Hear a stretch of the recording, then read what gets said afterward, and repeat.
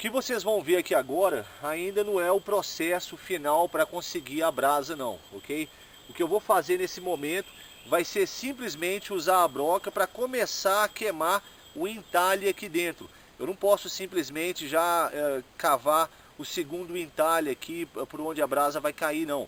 Antes de cavar esse segundo entalhe, na verdade o que eu tenho que fazer é queimar esse buraco aí primeiro, ó, com a broca dessa forma. Eu vou falar de uma maneira muito rápida agora acerca do posicionamento do corpo, que é um outro fator fundamental para se produzir o fogo utilizando essa técnica. Se vocês não estiverem com o corpo na posição correta, não adianta que vocês não vão conseguir. Eu fiquei muito tempo quebrando a cabeça sozinho, tentando fazer fogo lá, mas com a posição do corpo totalmente errada. Então às vezes eu conseguia até fumaça, mas eu nunca consegui a brasa, até que eu fui orientado, até que eu fui instruído a mudar o posicionamento do meu corpo, acertar esses detalhes, e aí sim eu comecei a produzir, conseguir a produção da brasa. Então eu vou falar rapidamente aqui agora a princípio do posicionamento do corpo, porque mais para frente eu vou tornar a enfatizar isso.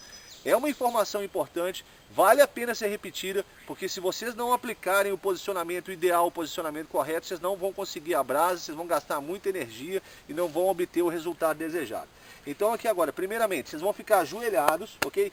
No caso, eu sou destro, ok? Eu não sou canhoto. Então esse é o posicionamento de uma pessoa destra. Aí o cara canhoto ele vai ter que adaptar para o jeito que ele faz fogo. Isso aí eu vou deixar com vocês, ok? Eu não sei exatamente, eu teria que trocar o posicionamento, eu estou acostumado a fazer fogo dessa forma, então eu vou mostrar como que eu faço. Aí o pessoal que é destro, que é canhoto aí, se vira para conseguir transpor essa posição. Mas independente de ser destro ou canhoto, ok? As partes, o posicionamento das partes envolvidas no processo é um só, ok? Então eu estou ajoelhado, ok? No caso, meu pé esquerdo vai ficar segurando a prancha de fogo aqui embaixo. Vocês estão vendo aí, né?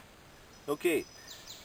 Depois, a minha perna direita, ela vai ficar mais para trás um pouco. Eu não posso ficar com a perna aqui. Por quê? Porque depois quando eu estiver fazendo o fogo, minha perna vai ficar no caminho do arco, vai atrapalhar. Então eu tenho que retroceder a minha perna direita. Eu tenho que tirar ela do caminho, para o caminho ficar livre para o arco, ok? Se eu ficar com ela na frente, então, ó, atrapalhou. A perna direita, então, ela fica voltada para trás, para o arco poder correr dessa forma. Bom, já que eu estou falando do arco, o local correto para se segurar o arco é aqui na ponta dele. Não adianta pegar o arco aqui no meio, pegar aqui mais ou menos, não está usando a técnica correta. Vocês vão pegar o arco aqui na ponta. Dependendo às vezes da corda, se ela estiver esticando, vocês podem movimentar mais a mão aqui para frente para aumentar a tensão na corda.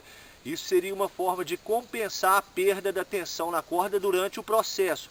Mas a técnica correta é segurar o arco pela ponta e fazer o processo todo aqui, ok? Por isso que vocês têm que ajustar bem a tensão da corda para evitar perder a tensão, que vocês terem que mover a mão ao longo do arco. O posicionamento da mão esquerda suas é fundamental. Esse aí é um dos principais problemas que as pessoas têm.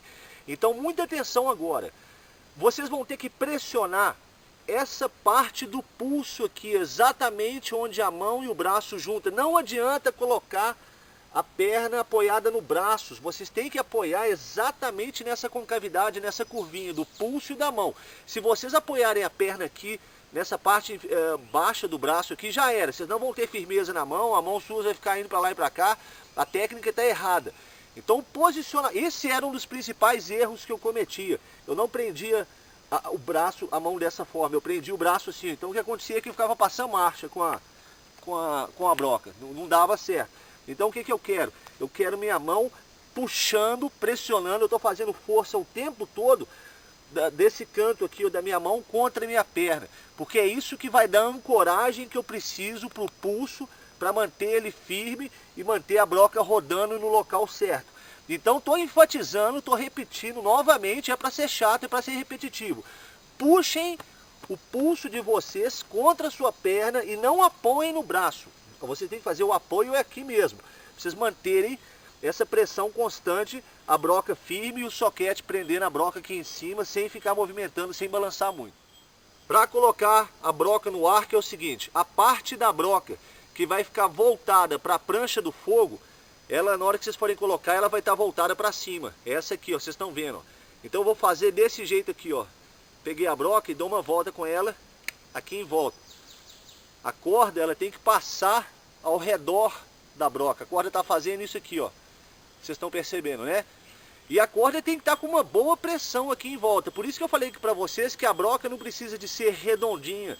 Se ela tiver essas faces irregulares aqui, isso aumenta o atrito, aumenta a pressão. É desejável, porque isso vai dar uma pega melhor para a corda ao redor da broca, ok?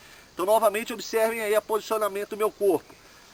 Perna esquerda pisando em cima da tábua, perna direita puxada para trás para deixar o caminho livre, ok?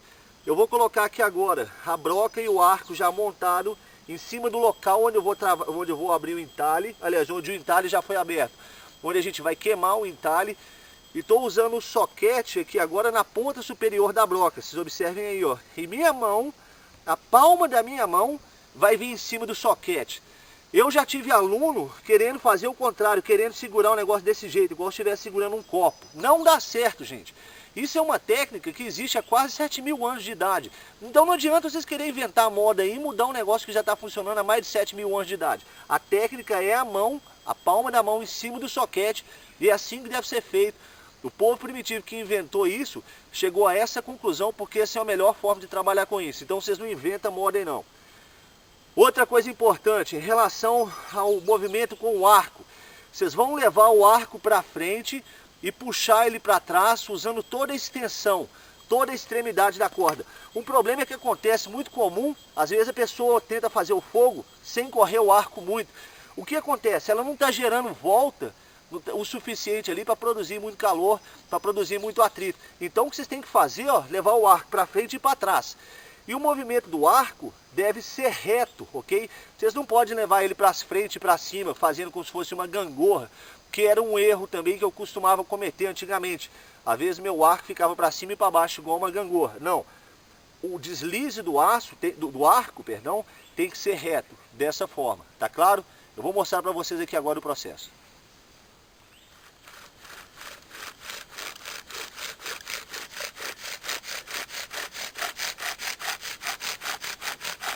Tá produzindo fumaça, mas não tem jeito de conseguir brasa aqui ainda não.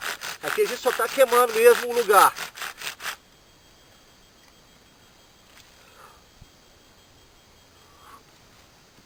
Observem só, o que a gente fez agora foi queimar melhor o local onde a broca vai correr aí em cima, ó. Ok? Vocês viram que produziu fumaça, mas é só isso mesmo, não tem como conseguir a brasa ainda só com a prancha do fogo desse jeito não. A gente vai ter que cavar um entalhe aqui agora, bem parecido com o V, que vai ficar aqui assim, ó, do meio, ok? Do centro do buraco aqui, ó, vai sair o entalhe para baixo, mais ou menos dessa forma, bem parecido com o V. O que vocês podem fazer para abrir esse entalhe aí é usar novamente a lâmina do canivete suíço, que é o que eu vou fazer para abrir esse entalhe aí, ou então a própria faca, o próprio canivete, de preferência uma lâmina com um corte mais preciso, mais delicado, porque lembra que essa madeira era muito macia e você está trabalhando com a beiradinha, com a borda. Se você tiver uma lâmina com um corte muito pesado, você pode danificar a madeira. Então tenham bastante atenção e bastante cuidado na hora de abrir esse entalhe em V aí para a coleta da brasa, para vocês não destruírem, não danificarem a madeira aí. Ok, uma coisa que eu acabei de observar aqui agora é que a superfície do buraco que foi queimado aqui agora, ela estava meio lustrosa. E vocês vão observar que às vezes ela fica tão macia que ela fica meio lustrosa, fica brilhando assim. Isso é ruim. Vocês não querem que ela fique macia, que ela fique brilhando não. Por quê? Porque você perde pressão, perde fricção, perde calor. Então o que eu vou usar é a ponta do meu canivete para raspar esse lustre que foi criado aqui dentro do buraco, exatamente para aumentar o atrito. Então isso é uma coisa que vocês têm que ficar atento aí. Se a madeira aqui dentro começar a ficar lustrosa, começar a ficar brilhando, como se tivesse passado cera nela, pode raspar isso aí com a faca, porque isso aí vai atrapalhar na hora de fazer o fogo. Isso aí vai roubar o atrito, vocês vão perder calor aí por causa disso. Então vocês observem aí, eu já retirei novamente aquela superfície lustrosa que havia sido formada e agora eu vou usar a serra para poder abrir o entalhe.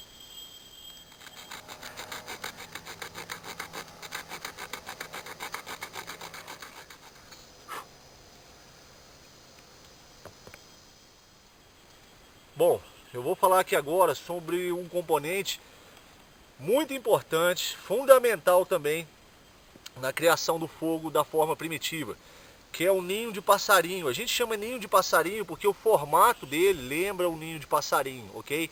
E é o local que vai receber a brasa que a gente vai produzir usando lá o kit de fogo que a gente mostrou para vocês.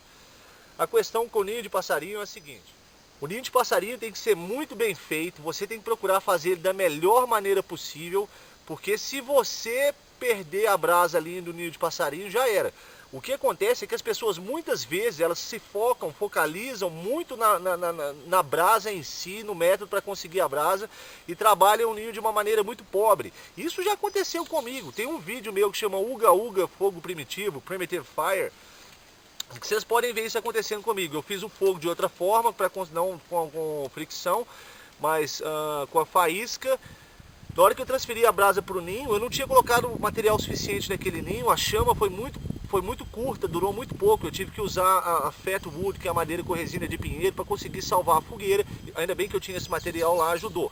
No caso aqui eu vou mostrar para vocês como fazer um ninho de passarinho, e lembrem-se que tem que ser um ninho muito bem feito. O material que vocês vão usar varia muito, ok? Vocês podem usar a palha do coqueiro, vocês vão usar grama seca, aquele topo da grama seca, é muito bom para se produzir um ninho de passarinho. Eu gosto de usar, aqui no caso, paineira, ok? Para o centro do ninho de passarinho, ou então um pedacinho lá da taboa, que é aquela planta que vocês já conhecem também aí, já viram através dos meus vídeos. No caso, esse ninho de passarinho especificamente, eu vou fazer usando corda de sisal, eu vou fazer usando juta e vou usar a paineira para o centro do ninho, que é o lugar onde vai receber a brasa primeiramente. Pedaço de sisal cortado, eu vou desfiar ele o máximo possível, ok?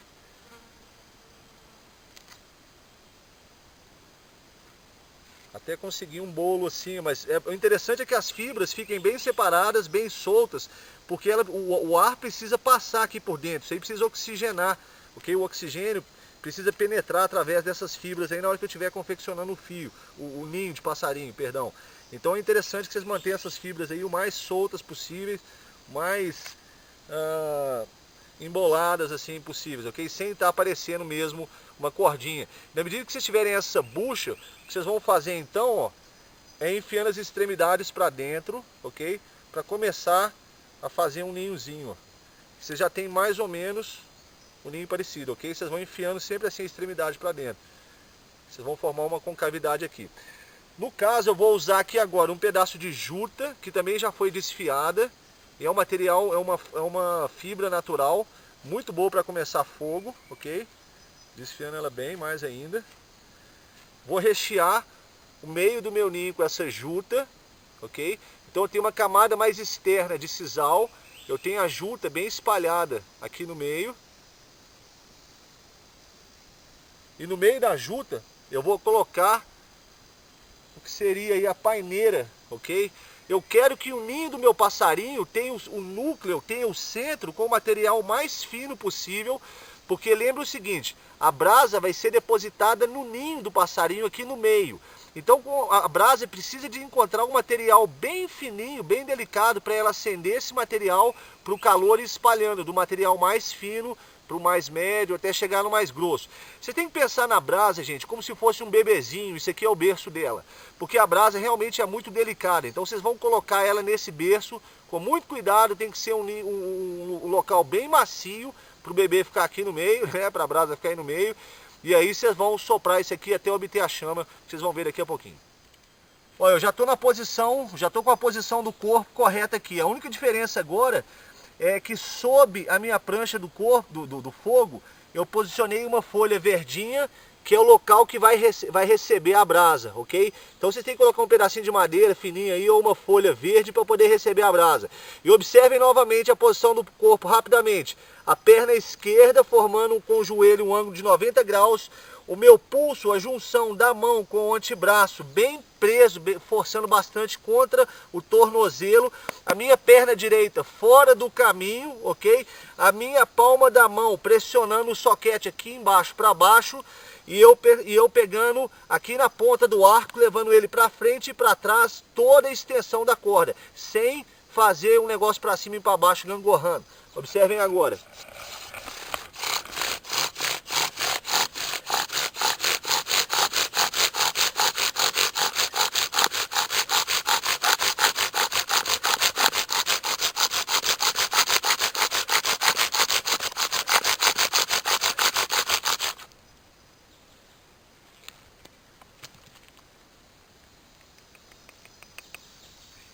Não. Não. Pequenininho.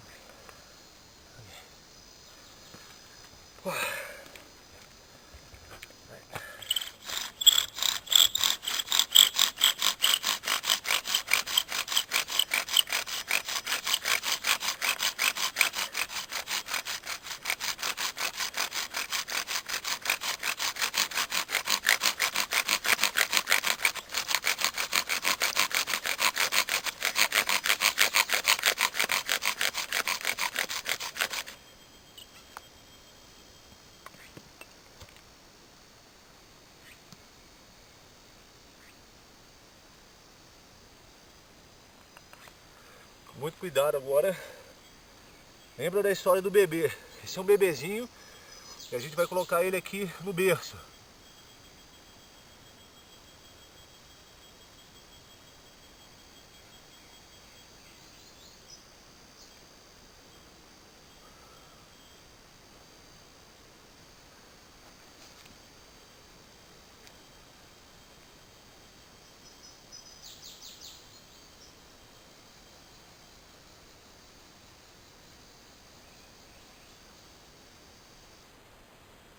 Tem que fechar o ninho sem sufocar.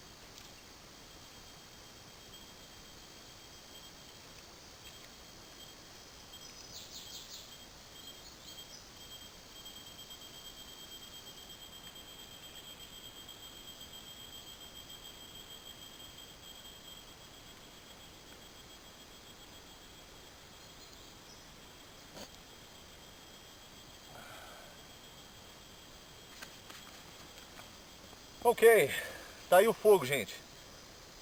Só que é o seguinte, a verdade é que isso não é fácil não. E se alguém falar pra vocês que fazer fogo dessa forma é fácil, é brincadeira, vocês vão ter uma surpresa bem diferente, ok? Você precisa de conhecer bem a técnica. Pra vocês terem uma ideia, aquele primeiro buraco que vocês me viram cavando lá, não funcionou.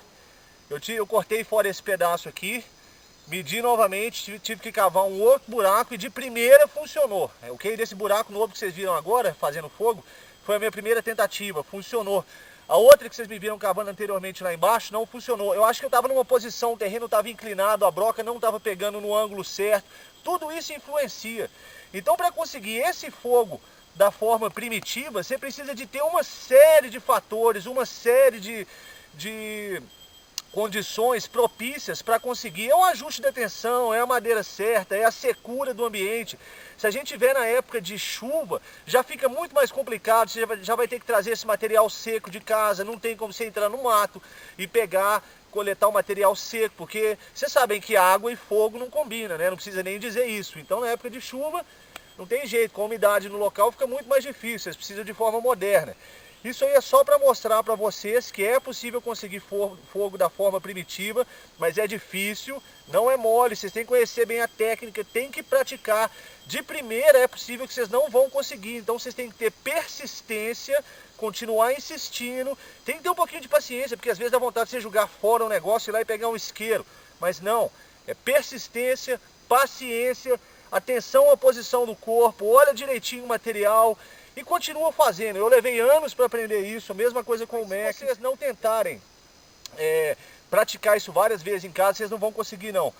Mas nunca entrem para o mato só confiando e só dependendo do conhecimento seus para fazer o fogo. Levem sempre meios modernos de fazer o fogo primitivo. Perdão, levem sempre meios modernos, ok? O bico, isso aqui é insubstituível. O conhecimento vai estar sempre na sua cabeça, mas o bico, ó, é insubstituível. Tenha sempre um bico com vocês, algodão com vaselina e parafina, formas modernas e eficientes de se começar o fogo, aí vocês se garantem. Depois, na hora que vocês quiserem treinar as técnicas de bushcraft, aí vocês podem fazer fogo com fricção, mas novamente eu enfatizo, não dependam somente disso. Não é fácil, leva tempo, vocês têm que ter várias condições favoráveis, ok? Eu espero que vocês tenham gostado desse tutorial aí sobre o fogo primitivo. Se vocês tiverem qualquer dúvida, qualquer comentário, vocês fiquem à vontade aí para perguntar. Na medida do possível eu vou tentar responder. Não é sempre que dá para eu poder responder todas as perguntas e todos os comentários, mas a gente vai se falando aí. Aqui foi Juliano Toniolo. Eu quero agradecer também o Mac, ele está aqui, me deu uma força muito grande com a câmera. Sem ele realmente seria muito mais difícil eu fazer esse tutorial aqui para vocês, por causa de posicionamento de câmera, essa coisa, realmente seria bem trabalhoso. Então eu agradeço a você, Mac, valeu mais uma vez pela força. É isso aí, pessoal, a gente vê você no mato.